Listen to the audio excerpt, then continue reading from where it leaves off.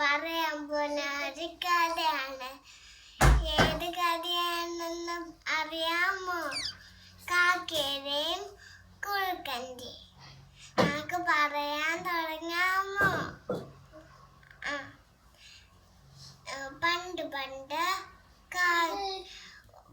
ഒരു മരത്തിൽ കാക്ക ജീവിച്ചിരുന്നു.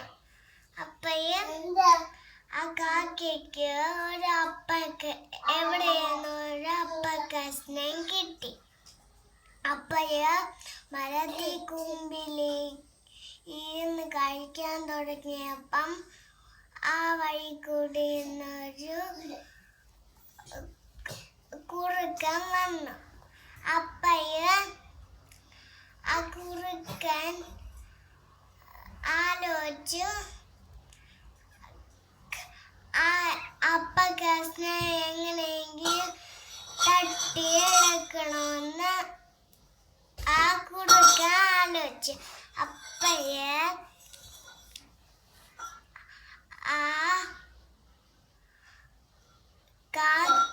ആ കുറുക്കനും കാക്കയെ സൂപിക്കാൻ വേണ്ടി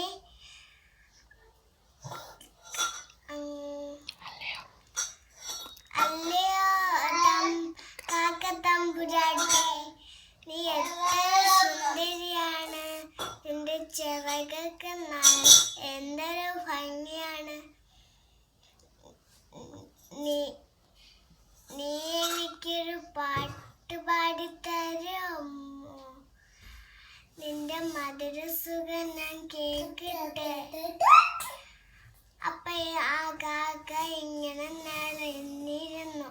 അപ്പയ വാ തുറന്നപ്പോടനെ ആ വായിന്ന അപ്പക്കഷ്ണം